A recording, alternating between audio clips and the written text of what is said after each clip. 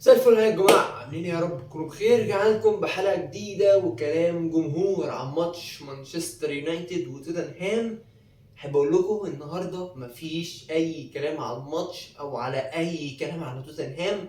انا طالع اتكلم فقط لا غير على مانشستر يونايتد علشان انا مش قادر. فتعالى نبدا النهارده، والنهارده هيبقى كلامنا اكتر على اللي حصل في الماتش واللي حصل كمان بره الماتش، ومش هنتكلم على اي حاجه ولا على الاجوان ولا كاتب اي حاجه ومش محضر حاجه للحلقه دي. انا طالع اتكلم كجمهور مانشستر يونايتد اللي خلاص ما بقيناش قادرين يا جماعه. في المركز ال 15 دلوقتي فاضل لنا مركزين فقط على الهبوط. اي نعم في فرق نقط كبير، ولكن انت زي الزفت، انت ب3 نقط هتلاقي فرق مركز واحد بس. يعني انت بقيت بتنافس على الهبوط بعد الكام موسم اللي انت عامله وقلت والله لا روبن اموريم حلو وجبناه ومش عارف ايه، والموسم اللي فات انت كنت طالع في التوب فور ولا كنت خلاص كنت قربت قلت السنه هندخل توب فور وهنعمل وهنسوي، الى ان تساويت مثلا مع واحد زي وولفرهامبتون وابسويتش تاون وساوث هامبتون وفرق كلها معفنه جدا جدا جدا. تعالى نتكلم في الفيديو بتاع النهارده. قبل ما نبدا متنساش تفعل زي الجرس بتاعت فلوس لكل ما توصل بتاعتنا. عاملين قناه جيمنج جديده، انزل اشترك فيها عشان بننزل عليها حاجات جديده وحاجات فيفا وبيس والكلام ده كله. وما تنسوش طبعا ان في رمضان من بدايه اول يوم رمضان هيبقى عندنا كل يوم حد واربع حلقات التحديات. مش هننزل اي حاجه في رمضان، ممكن حلقه في النص عن الكوره بس وكده. ويلا بينا، وزي ما قلت لك كل حد واربع الساعه 3 هتلاقي حلقه تحديات نازله. يلا بينا نخش على الفيديو بتاع النهارده. اولا وهو ماتش مانشستر يونايتد وتوتنهام. اللي انت شايف الماتش اللي كان يقرف، يعني فرقتين زي الزفت الاتنين يقرفوا. يمكن توتنهام فيها الرمق شويه، والنهارده لعيبه مانشستر يونايتد دي مش لعيبه، والله العظيم دي لعيبه كوره ما تفهمش بيعملوا ايه النهارده. دورجو ده مش عارف ايه اللي جبنا تقريبا مالاسيا، واحد تاني مالاسيا بس على احسن شويه. دييجو دالوت ما تفهمش بيعمل ايه. ماجواير وديليخت ايه الخرا ده.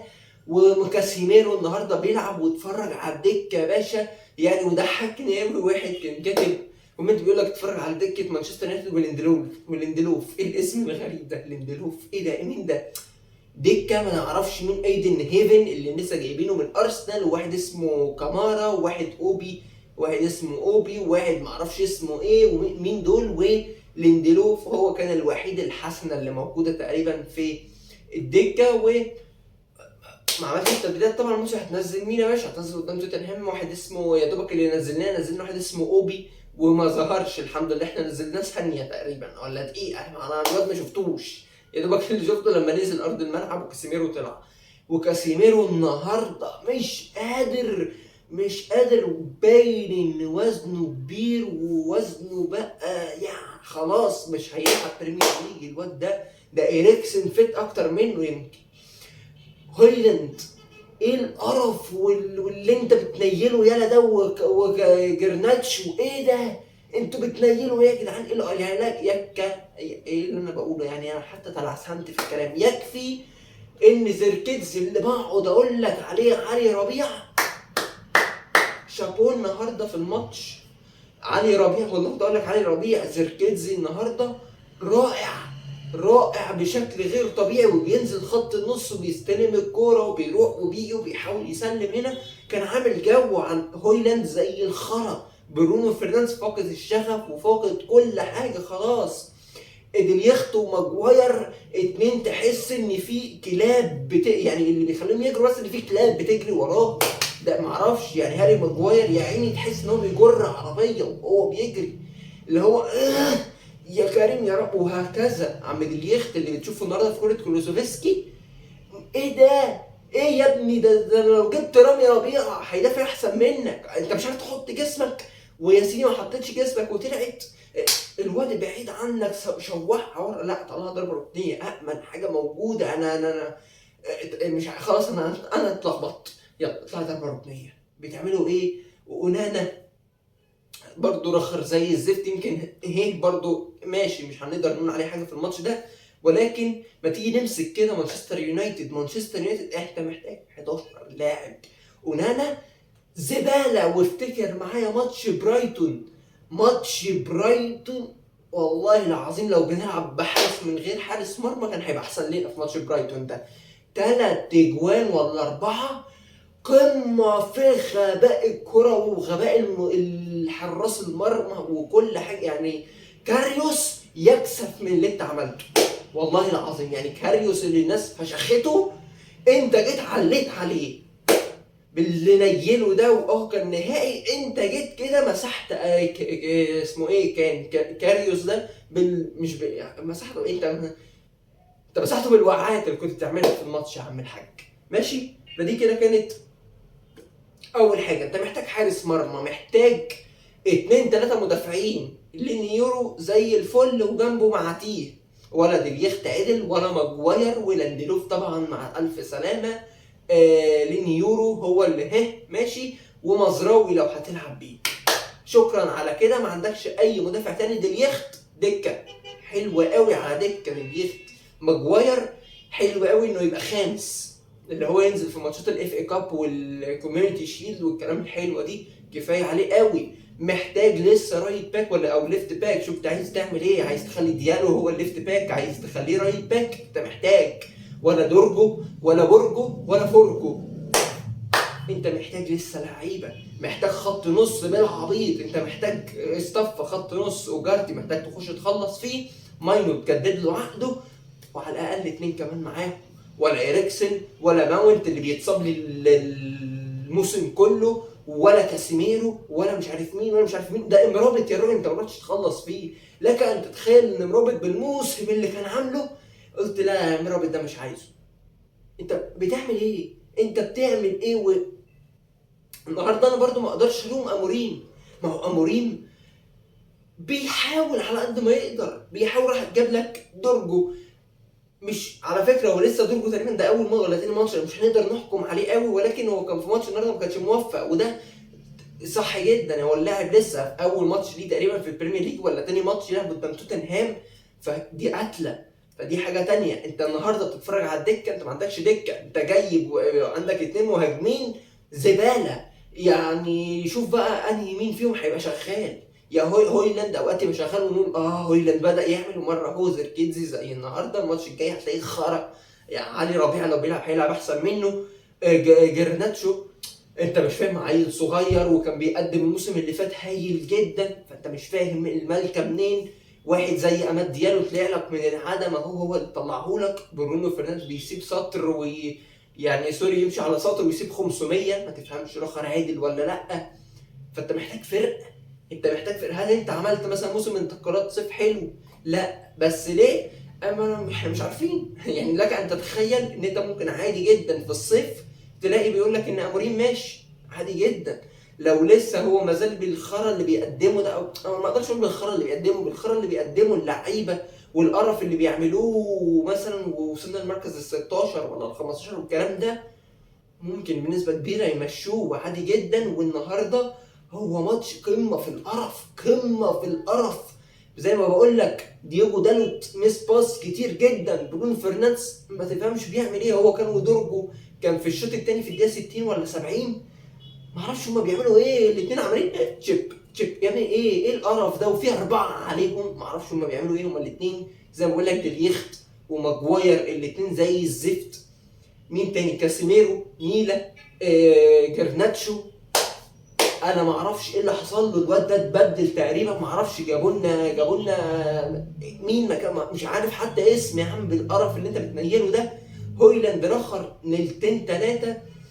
فزي ما بقول لك هو ما كانش فيه غير زيركيدز في الماتش. فاحنا لسه مستنيين بقى الشتاء ده يجي، ويا رب يا رب يا رب اموريم يكمل. هو احنا لسه ما شفناش منه حاجه، ولسه ما شفناه. هو ما عندوش فريق ان هو يحاول يوريك حتى الحاجات اللي عنده. هو ما فيش اي حاجه عنده. هو بيحاول باللعيبه دي يعمل لك اي حاجه. وانت شفته وعمل لك ماتش، هنقول ماتش السيتي هتقول لي والله هو مش، انا كسبت السيتي وعملت ماتش هايل جدا، وبعمل ماتشات بعمل فيها ماتشات كويسه جدا. ولكن لو عندي فريق، لو عندي سكواد رائع، لو عندي 11 لاعب بيلعبوا جامدين جدا وبيقاتلوا، وعندي على الدكه لعيبه، اللعيبه اللي موجوده دي هنقول لك لو هم دكه فانا ما عنديش اي مشكله مشكلتي الوحيده انا خلاص انا رميت الموسم ده يا جدعان، عشان نبقى عاملين كده كل جمهور مانشستر يونايتد فهم مش رموه، حتى احنا رموه دي احنا من زمان قوي رامين الموسم، لا احنا ما احنا وصلنا لان احنا ما بنتفرج او مش قادرين نتفرج، مش قادرين بجد. وانا واحد منهم، انا مثلا بقالي بتاع 3 4 ماتشات ما بتفرجش على مانشستر يونايتد. النهارده قلت اتفرج على الشوط الثاني، يعني عديت الشوط الاول و مش عايز، انا قاعد اللي هو ينعل ابو كده، انا ايه اللي جابني هنا؟ مقلب يا عم على ماتش الاهلي، والاخر الاهلي ما بيلعب مع الاسماعيلي والارضيه نيله وحاجه تقرف. فانا ما اعرفش، انا الموسم الكروي ده اتمسح خلاص بالنسبه لي الاهلي هيكسب اي فريق عادي جدا، ولو ما كسبوش فهو بيقدم ماتش سيء جدا. يعني ما فيش ماتش اللي هو يا ترى الاهلي هيكسب ولا هيلعب ماتش ولا هيعمل ايه ويبقى شكلنا جيد، دي مش موجوده. فدي اول حاجه. مانشستر يونايتد احنا شكلنا وسخ على طول، يعني بنروح نخسر من كريستال بالاس بيقلعونا على عينينا، ومن نيوكاسل ومن ساوثهامبتون، وبتكسب ساوثهامبتون بالعافيه 1-0، وتحس ان انت جبت بطوله وايوه يا مانشستر ويلا وراجعين ولا اي حاجه. توتنهام اللي كان بينافس على الهبوط زيك جه كسبك، يعني ده الماتش الوحيد اللي كنا قايلين والله الفرقتين زي بعض. لا هم النهارده كمان جم علموا على وشك، النهارده هم كانوا احسن منك بكتير. حتى الفرقه اللي كنت بتتشحبط فيها اللي من التوب 6 كانوا بقى من التوب 6 وبتقول لا والله انا وهم في حال مش جيد، هم ادوك على عينك، هم رخين وبقوا احسن منك. النهارده راحوا جابوا تيل مثلا، انت ليه ما رحتش تجيب تيل اعاره مش هتدفع فيه اي حاجه غير يا دوبك اللي هي الابلكيشن بتاعته. انت طلعت مالاسيا ومشيت كنت حنا بقى للمشبري وطلعت ناس كتيره جدا. طب ليه ما رحتش انتوني؟ يعني انت طلعت يا جماعه كل الوينجرات، الله يخرب بيت خطه 3-4-2 ولا 4 معرفش كام اللي بنلعب بيها دي. الخطه دي انت خليتك تبيع كل الوينجرات اللي عندك، الحمد لله ما بقاش عندك غير جرناتشو وديالو، وجرناتشو كان هيتباع. فلك ان تتخيل ان انت في موسم واحد انت بعت كل الليفت وينج والرايت وينج اللي عندك. انتوني اعاره، مين تاني؟ انتوني اعاره، اماد ديالو هو لما ان هو بيلعبوا بام اف والواد شغال معاه وممكن عادي جدا الموسم الجاي تلاقيه بيتباع لو بقى زي الخرا عادي جدا. هو اصلا ما بيلعبش بوينجرات، فبالنسبه له ايه، انا خلاص انا مش عايز وينجرات، اللي ان هو بيلعب اوقات معاه اللي بيه او الرايت باك، فهو برده مخليه عنده اللي هو لا والله انت بتقدم لي مستويات فسيبه. راشفورد طلعه، انتوني مشاه، سانشو مشي، جرناتشو لوما ان هو مش متباعش ولا تشيلسي ولا توتنهام ولا نابولي ولا الاتلتيكو مدريد، فهو قعد وبس شكرا. طب ما تروح تجيب لك حد يا عم، انت هنقول انت مش عايز وينجرات، طب انت عايز ام اف، فين اللي رحت جبته ام اف؟ بلاش ام اف. طب انت محتاج مهاجم، انت شايف ان الاثنين عندك اوساخ بيلعبوا، ليه مات ستيل ده ما رحتش تجيبه؟ معرفش ليه يا سيدي ما رحتش تجيب اي حد تاني من الناس اللي بتهبط. يعني ليه مثلا ما رحتش جبت ديلاب اعاره، ما رحتش جبت مين تاني مثلا، اي لاعب من الفرق اللي بتهبط دي، ما رحتش تجيب اي حد. طب بلاش يا سيدي مهاجم، محتاج خط نص، ما تجيب واحد اعاره يا عم الحاج ينفعك بس تزق بيه حتى يقعد لك دكه. انا مش عايز لاعب جبار وفشيخ، انا عايز بس واحد على الاقل يبقى حلو يقعد لك دكه. انت ما عندكش حد. كاسيميرو انت مطلعه بره خالص من حساباتك. اريكسن 50-50. طب نلعب بمين خط نص؟ ماونت ميت، طب نلعب بمين خط نص؟ الدفاع ما تروح تجيب لك يا عم واحد مدافع اعاره. مين هيفن وكيفن وديفن اللي انت رايح تجيبهم لي في الفرق الشباب؟ ده حلو جدا ماشي حلو جدا، انا عندي دلوقتي انا ما هو هيفن ده مش هيجي يلعب لي دلوقتي، مش عارف مين مش هيجي يلعب لي دلوقتي. يعني عايز حد تيجي يظبط الحته دي. انا مش الفرقه اللي هو والله لا الفريق الكبير ده زي الفل، احنا عايزين بقى نعمل الرديف بقى ونبدا من تحت اللي عنده 16 سنه و17 سنه. انا ما عنديش ناس فوق تلعب عشان حضرتك تروح تجيب لي ناس بقى عندهم 16 و17 سنه، وده مش هتقدر ان هم يلعبوا اصلا في مانشستر يونايتد. ما تيجي نشوف مين اللي طلع من مانشستر يونايتد صغير. اماد ديالو بعد يعني ما الواد اتحلب اعارات وما لقوش اعاره، فاقعد يلا معانا هنعمل ايه، مش لاقيين له اعاره، وانفجر. جرناتشو طلع برضو كده مره واحده، ما عندناش وينجرات ادي جرناتشو نشوفه عمل ماتش رائع والجماهير بدات تقول ان هو يلعب، طلع جرناتشو ماينو، هكذا الجماهير قالت عليه ان هو لاعب هايل جدا وعايزينه يبدا يلعب، فبدا ياخد. توبي كلير هكذا نفس اللي حصل. مين تاني صغير طلع عندك؟ عندكش اي حد. حتى كامبوالا اللي كنا بنقول عليه والله ده هيقعد لي دكه وزي الفل، بعته. بعته برقم كويس، ما عنديش مشكله. طب انت جبت بقى مين مكانه؟ جبت لي لين يورو. ما انا كده كده كنت محتاج مدافع. يعني انت لين يورو ده انت كده كده كنت هتروح تجيبه من غير ما يمشي كامبوالا ايريك بايلي والناس الحلوه دي. فانت مين اللي ضفته لي؟ مين اللي انت جبته؟ جبت لي مين في الدفاع؟ انت ما جبتليش اي حد. جبت لي ديليخت، ما انا برضه كنت محتاج ديليخت في الدفاع. يعني انت ما جبتليش حد اللي هو ده هيقعد يدك. لا، ما جبتليش حد مكان كامبوالا. كامبوالا عنده 20 سنه، انت ما جبتليش حد مكانه. مين هيلعب لي؟ هتقول لي ده انت يا عم، ده انت عندك مارتينيز وديليخت ومش عارف مين ومين ومين في الدفاع. هم فين يا باشا؟ ما كلهم اهو. انا عايز حد صغير في السن زي لين يورو، ولكن ما يكونش بقوه لين يورو. لين يورو هيقول لك انا عايز اجي على الاقل العب دوري اللي هو يبقى ايه، تدوير، اقعد ماتش العب ماتش ماشي. انا عايز حد بقى يجي باشا، انا هقعد لك دكه وانا المستقبل اللي معاك. هل انت عملت لي كده؟ كامبوالا كان كده ومشيته. انت عملت بيع في اللعيبه الصغيره في السن. واحد زي حنا بقى المشبري كان هايل معك، مشيته. مين تاني؟ بايلاسارتي ده واحد كان معاك برضو. بايلاسارتي بعته لايه؟ معرفش فريق في الدوري اليوناني. بتعمل ايه انت؟ انا مش فاهم. ولكن يا رب يا رب يا رب اموريم يكمل معانا. وانا بالنسبه لي انا اتخنقت من فرجه على مانشستر يونايتد بصراحه السنه دي. خلاص مش قادر. يعني الماتش ده الوحيد اللي قلت لا يا جماعه والله ممكن نكسب. الفرقه زي الزفت، عندها غيابات زيهم، ولكن على حظ امي الاسود نص الفرقه تتصاب، هم يرجع لهم 3-4 لعيبه فيعملوا لك الماتش ده. بس كده احنا جينا الحلقه دي. ما كانتش حلقه ممكن فيها كلام عن الماتش قوي، ولكن هو ماتش ما فيهوش حاجه تتحكي. هو ماتش حرفيا عيان او ميت، اللي هو مانشستر بيلاعب واحد متعافي. عارف انت اللي هو تبقى لسه شارب مخدرات ورايح بتاع المصحه دي، فبعد 50 يوم يقول لك والله انت بقيت هو ده بالظبط توتنهام. مفيش اي حاجه. واحد ميت واللاعيبه ميته واللعيبه ما بتلعبش ولا اي حاجه، وواحد متعافي لسه بيتعافى. بس كده جينا نهايه الحلقه. ما تنساش تشترك في القناه عشان يجيلك الفيديوهات الجديده اول باول. نشوفكم فيديو جديد على خير. قول لي لو الفيديو عجبك وكلامي صح ولا غلط. ان انت انا عايز، يعني بيقول لك ان ارسنال هتصرف 300,000. انا شوف انا عايز كام بقى؟ 300,000 ايه، 300 مليون. شوف انا عايز كام؟ انا تقريبا عايز مليار عشان ان انا اكون تشكيله بيهم، لان انا ما عنديش اي حاجه. فاكتب لي تحت في الكومنتات صح اللي انا بقوله ولا لا. وما تقعدش تقول لي ان انت عندك كوبي ماينو وعندك جرناتشو. اديك شايف يا باشا جرناتشو ده عامل ازاي.